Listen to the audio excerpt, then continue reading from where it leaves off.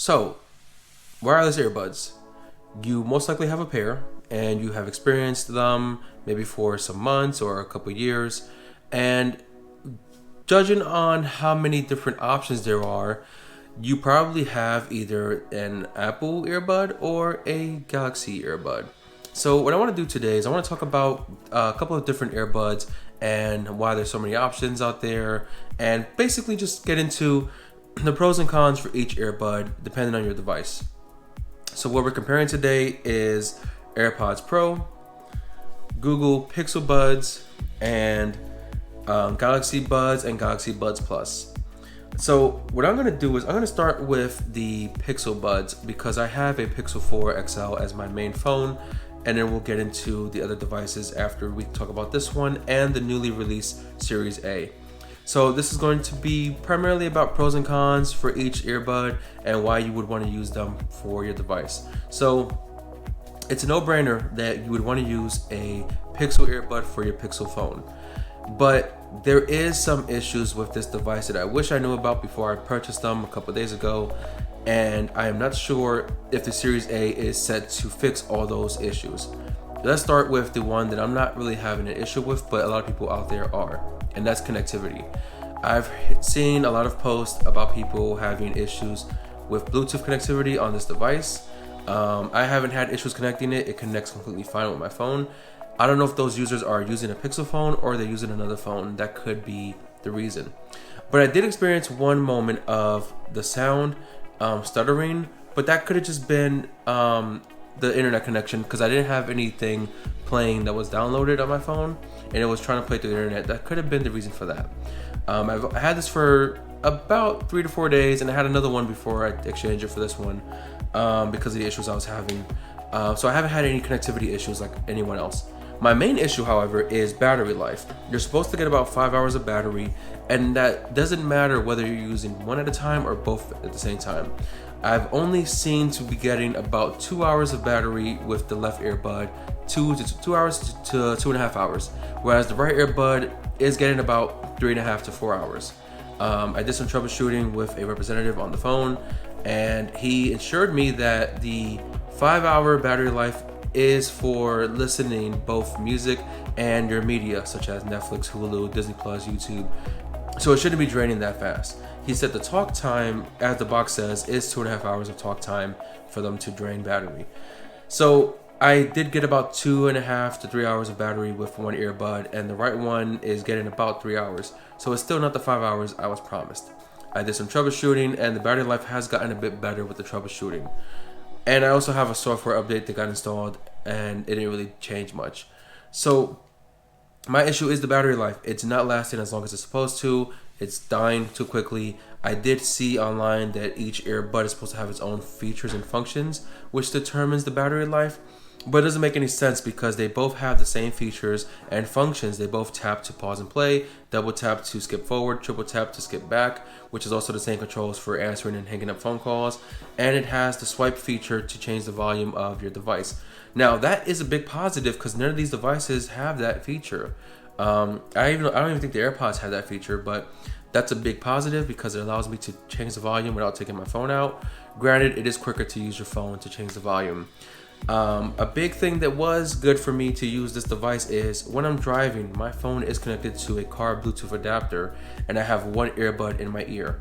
Whenever I'm using another device, it refuses to allow me to use the Google Assistant because it's trying to pick up my voice from my phone's microphone, and that microphone is being blocked by my loud music and my high powered AC that is on max power.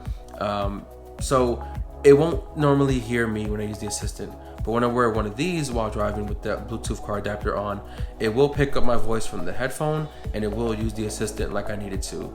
So that was a big positive for me to get this device. Going back to the whole battery thing, when I had the earbud drained to about 15%, it charged till about 85% within like 15 minutes or so. So it does have really fast charging. So the battery life is a concern, but the case will help get that battery back up in a short amount of time. With the Series A that they're releasing, or they probably just released it already, they did have to cut out some features to make it the $100 price tag. This costs $170, I believe, but I got it for $130 on sale. But the new one does have some things they took away. I think the biggest one is no wireless charging. They took that away for the new device. That probably would have made the cost higher because of it. But they did say that device was meant to fix some of the issues with this one. I think it's primarily focused on the connectivity issues, not so much on the battery issue. As far as Google is concerned, they probably don't think anything is wrong with the battery. I think they're just focused on connectivity. They also don't come in black. They come in white and some kind of olive color, whereas this one has white, black, and I think teal or like a greenish, mint green, and like I think there's an orange color, I think. So you get more options. I do wish the case was also in black to match the earbuds. Only the inside is black with the earbuds, but it would have been cool to have the whole thing match. But I got like one of these flimsy Amazon cases for it, whatever. So with the Pixel Buds, yes, it will work better for your Pixel with the features and using the assistant, but it does have that battery life issue, and for some users having that connectivity issue. So keep that in mind when you're deciding on your devices. Moving on, we're going to talk about the Galaxy Buds and the Buds Plus. I don't have any of the newer ones, like the ones that look like beans in your ear. They were just ugly. And I don't have the newest one, but I do have some information on the newest one that may be comparable to these. So we're going to start with the standard Galaxy Buds. It's like the first one they released. This has been pretty good in my experience. I get about 5 to 6 hours of battery per earbud on this one, which is a big improvement over these. Not only that, but these do have no connection problems that I've seen. They connect all the time. They work the way they're supposed to work.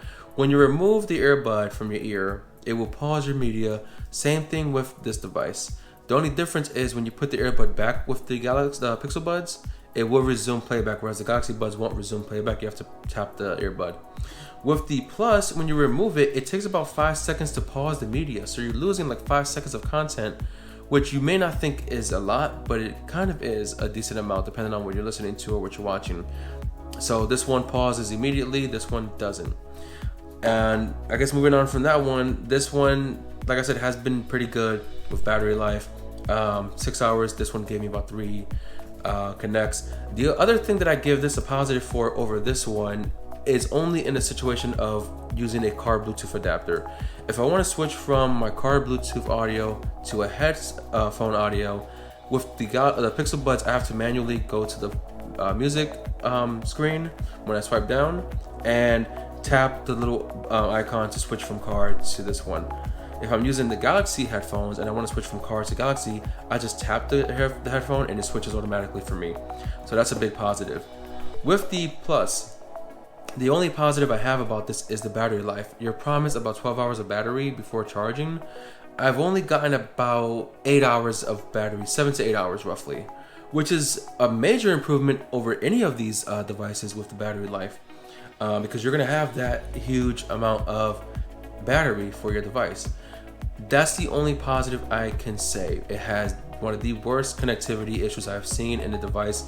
I haven't seen anyone talk about it. I'm assuming that it may not have those connectivity issues with a Samsung device, and they're probably only using it with a Samsung device. Like I said, when you remove the earbud, it takes a while to pause the content. When I'm using this for like a virtual meeting, like Facebook video meeting, it refuses to connect to this about 95% of the time. I would have to either reset my phone or turn off Bluetooth, turn it back on, forget the device, and then remember it to get it to connect. Whereas with the other devices, if I'm doing like a Zoom meeting or a Facebook meeting, it'll connect to them automatically, stays connected. This one refuses to connect with those virtual meetings for whatever reason. And when I'm using the phone, it will sometimes refuse to connect to this on a phone call, and I would even tap the icon to switch it, and it'll immediately switch back to phone. So major connectivity issues, and it's not just me. I've actually tested this on an actual Samsung device, and it's having the same or similar issues. One in particular, the pausing feature. It takes too long to pause. So other than the good battery life, I really don't recommend the Plus. I recommend getting the newest one that are out. Those get about 8 hours of battery, so realistically you're getting about 6 to 7 hours of battery. I don't know about connectivity issues. I don't have that headset. Maybe I'll get it. I actually cleaned this out and gave it to my little brother because he doesn't have a wireless headset. So he's not going to care about the connectivity issues. He's hardly using them anyway. I just borrowed it for this video. So I don't recommend the Galaxy Buds Plus. Finally, we have AirPods Pro. Now, the only negative to this device is apparently you're only going to get about 4.5 hours of battery for listening time. That's not a lot for someone who's out in, in the world, walking to work or commuting to work, whatever, and using these for their iPhones. It's not good because, granted, I mean, if you're commuting somewhere, you only have that commute time, then you put it back in the case and charging it. I use it at home because I don't have an iPhone. I have an iPad and a Mac Mini, and I primarily use it for my Mac Mini. When I'm editing my videos, I use this to hear the video. I also watch YouTube or Hulu on my Mac, and I use this all the time. So I would have them in for about the 4.5 hours before I got to switch to the other headphone. I always use one. I hate using both for some reason. I used to, but I gotten older, so I use one just so I can keep listening for anything else around me. But yeah, 4.5 hours of battery is not good, but for me to use it at home, and if you're going to use it at home like I do, that's fine. It does have the pause and play feature when you remove them. The only problem I have is I would remove it to pause it, and I'll put it on my table so I can go and take care of something I got to take care of, and it'll resume the playback when I'm not there. And it's supposed to have that in-ear detection, but I don't think it does, or it's not working as it should because it's clearly not detecting that it's not my ear, it's the table. So that's one issue I had, is it will resume when I don't have it in my ear. The other issue is I have it set up to automatically connect to my Mac or my iPad depending on if media is being played. And I use my iPad primarily at work. So when I'm home, it usually stays in the case like this. It's closed, it's in the case, I'm not using it. Nothing is being done in the iPad. But for a while, it would refuse to connect to my Mac. It'll show the notification that it's nearby and available to connect, but it's not automatically connecting. But I did some troubleshooting. It took a while, but it finally does connect to my Mac primarily. So that's good. It's working as it should.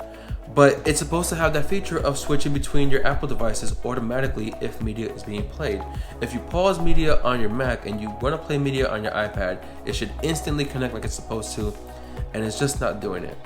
However, I do believe that the AirPods is a really great device. It has, out of all my headsets, the best audio quality of any of these headsets. Better than the Galaxy, better than the Pixels. Better audio quality. I believe better mic quality too. I sometimes would use it to talk on the computer messages, Facebook messaging, Zoom. So it does have better mic audio, I believe. Other than that, I don't really know what other issues there is, other than I'm told if you connect it with an Android device, you're gonna it drains your Android battery for some reason a lot quicker. But it does have, they all have wireless charging, which is great. It's a plus for anyone. Don't get the Pixel Series A because it doesn't have wireless charging. But the AirPods were also much more of a fit feeling in my ear, whereas the Pixel Buds, they feel like they're gonna fall out. You can't change the wingtips. You can only change the little earbud size, and that was an issue. But these feel fine in my ear. They've only fallen out like once.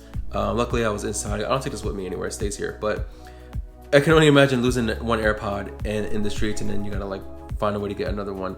But ultimately, what this comes down to is what device or what earbud you use for your device. And it's a no-brainer that you should use an AirPod with your Apple device.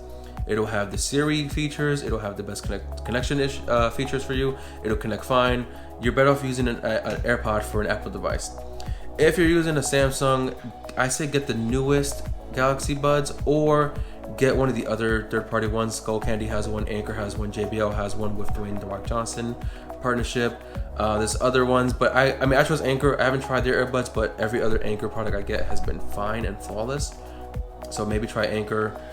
Skull Candy makes quite a few different models from low tier to higher tier, but they still don't really match up to these other devices. And if you have a Pixel like I do,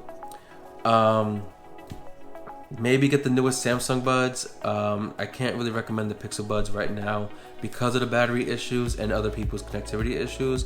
I don't recommend the Pixel Buds A because it doesn't have wireless charging, and I believe there's other features they removed to keep it a budget price.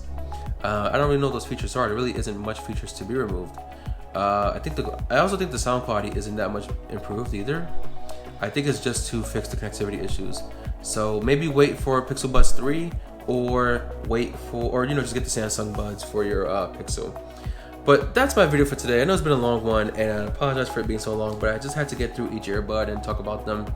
But let me know what earbuds you're using for your device, what device you have, what your experiences are with these devices. If you have similar or other issues with the Pixel Buds, let me know so we can talk about it. Anyway, Olan Tech, thank you for watching, and I will see you guys next time.